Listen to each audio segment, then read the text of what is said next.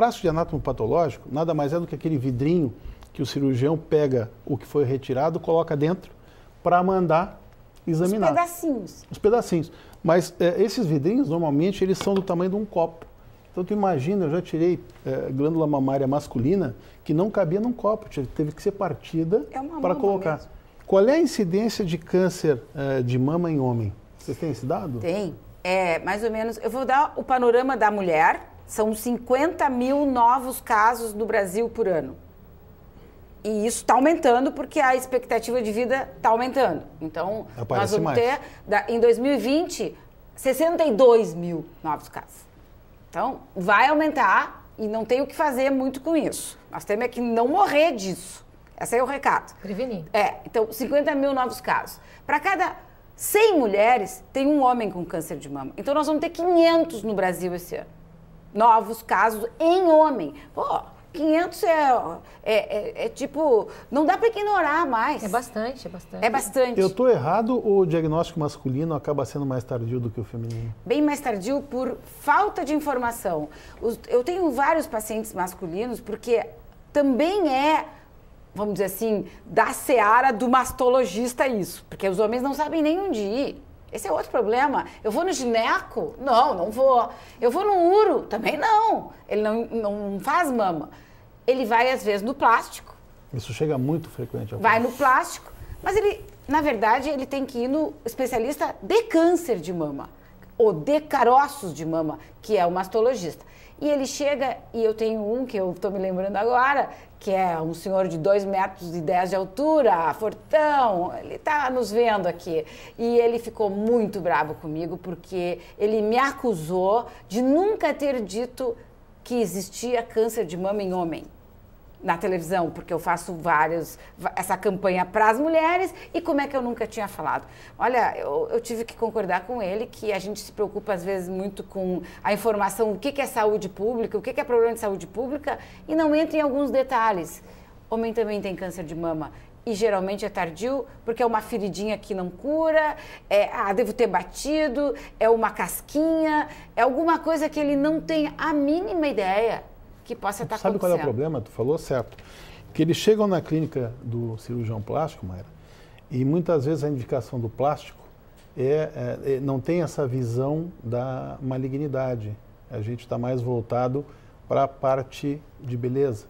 Eu fiz cirurgia geral antes de fazer plástico, mas hoje em dia realmente a minha visão é mais estética. Claro que, obrigatoriamente, algumas lesões tu acaba tendo que buscar como problema de doença, porque teu convívio, câncer de pele, eventualmente câncer de lábio, mas o que chega de paciente masculino na clínica do cirurgião plástico, muitas vezes ele chega para remover. Ele não quer saber nem o que é. E o diagnóstico, geralmente, é um diagnóstico clínico, que não é o melhor diagnóstico. Claro que a gente tem como quem está acostumado a fazer esse tipo de tratamento, como o teu caso, tu já encaminharia, mesmo sendo homem, para fazer, de repente, um exame radiológico. Mas o plástico muitas vezes dá o diagnóstico, como ginecomastia, e manda o paciente pensar a respeito de fazer a cirurgia. E o paciente muitas vezes não volta. Mas uma coisa que eu achei importante que a Mayra falou é que nem sempre é só o carocinho. Não. Então, às vezes pode ser uma feridinha. E mulher também, né? Aquele doença de Paget que a Patrícia Pilar teve, né? Aquela história, é uma casquinha que não cura, é uma descamação que não cura.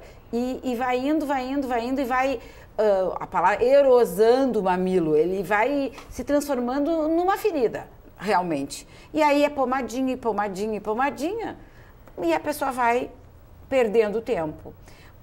Só para completar, o Otávio Mesquita, aquele maluco que tem um programa aí da madrugada, me telefonou a semana passada porque ele disse que ele estava indignado, porque agora há pouco, olha que um jornalista de nome, ele não sabia que podia ter câncer de mama em homem, e aí ele conversamos e eu disse, mas tem que fazer mamografia também, homem, quando tem alguma suspeita de caroço. Então, no programa dele de segunda-feira de madrugada, ele gravou ele mesmo fazendo uma mamografia para mostrar como é que se faz e que não tem bicho de 7 cabeças. Claro, aperta. mas tem tanta coisa que Nenhum aperta e a gente exame gosta. é gostoso, né? Exatamente. Mas é melhor, de repente, fazer o exame do que ter que ser tratado mas de um câncer. se faz mamografia também em homem, para ver se realmente é uma glândula ou é um caroço ou o que é. É bem frequente. De rotina, a gente, quando chega a operar, viu, Mayra? De rotina, a gente manda sempre para o exame. Esse é o certo, né? Mas aquilo que a gente comentou. Às vezes, a surpresa é que uma coisa que deveria ser um tratamento estético acaba sendo, infelizmente, um tratamento mais prolongado. Né?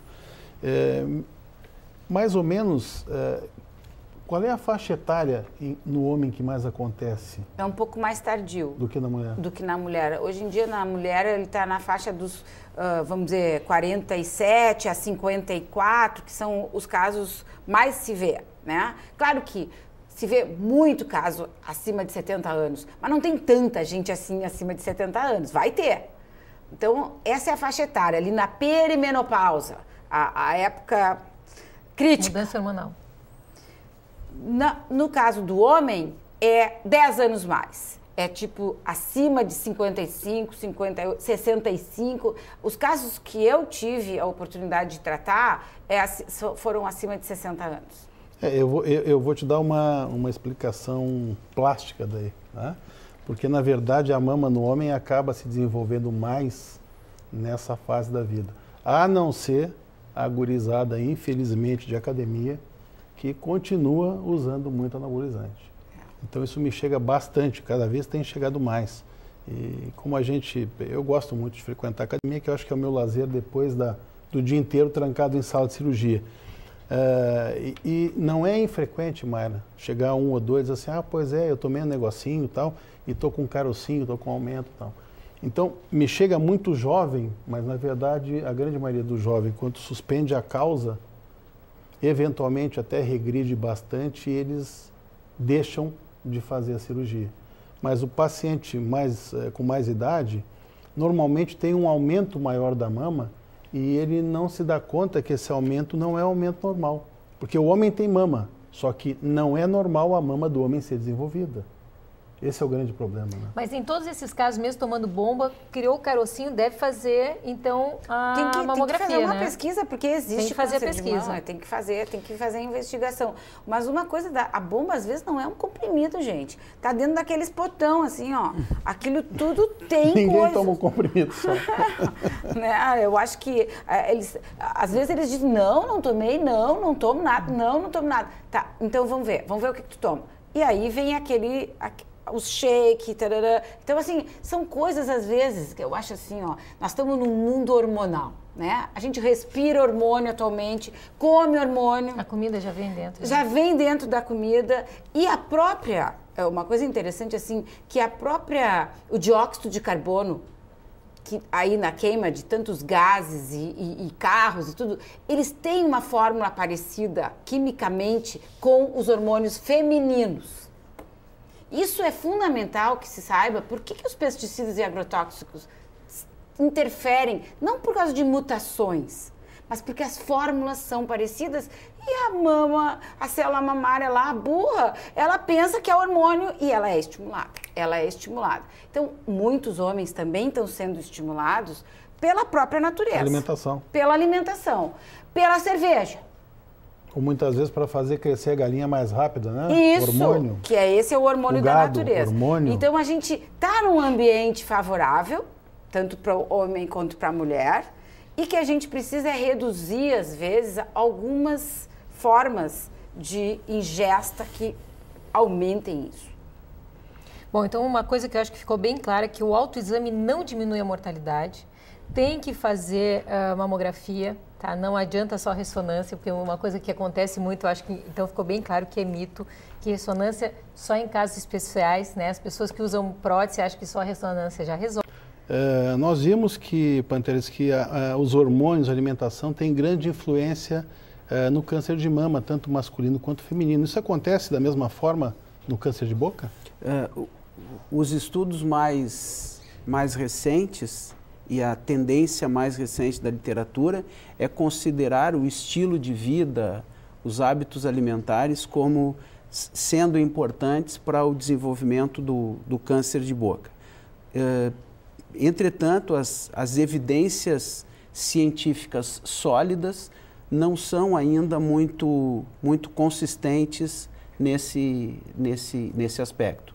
De todas maneiras, é bem provável que o efeito dos hormônios sobre as células epiteliais deva existir, não com tanto impacto, como disse a doutora Mayra, com relação às células mamárias, mas algum efeito muito provavelmente vai se demonstrar ao longo do tempo, e principalmente na medida também, como a Mayra falou, que a expectativa de vida vai aumentando e os danos que vão sendo acumulados sobre o genoma celular vão se somando, vão se sucedendo com o passar do tempo. Eu gostaria de aproveitar o ânimo e vou dizer assim, o ímpeto que a Mayra demonstrou na conversa que a gente teve no segmento anterior, digamos assim, para chamar e para enfatizar um aspecto que eu acho também importante para o câncer de boca, que é o aspecto de que todos nós temos que assumir a nossa responsabilidade na tarefa de trabalhar em prol do diagnóstico precoce, da prevenção e da minimização do dano. Essa motivação que a Mayra colocou é fundamental. Nós, na Faculdade de Odontologia, que eu nesse momento estou dirigindo, temos várias atividades de campanhas de prevenção de câncer na Expo Inter, em Novo Hamburgo, na Semana Farroupilha. Então, nós vamos para essas atividades e assim a gente vai e vem de lá leve, porque realmente isto faz a diferença no momento em que a gente esclarece, que a gente diagnostica e que a gente presta uma atenção de saúde no sentido da saúde pública, da saúde coletiva. Esse aspecto é importante e eu quero me solidarizar nessa motivação que a gente vê que fica transparente quando a Mayra fala com relação ao câncer de mama. E na boca isso é assim, nas outras áreas, nas outras formas de neoplasias do corpo humano, isso também acontece. Retomando com relação à questão da epidemiologia, em boca estão previstos, a expectativa é de que sejam diagnosticados em torno de 14 mil novos casos de câncer de boca este ano de 2010, esses são dados do INCA, que eu andei caminhando pela página da E faz diferença, internet. por exemplo, porque na mama a gente já viu que as mulheres têm bastante mais prevalência do que para homens. No câncer de boca faz a diferença? Desses 14 mil, são 10 mil em homens, 10 mil e tantos em homens, e 3 mil e alguns nas mulheres.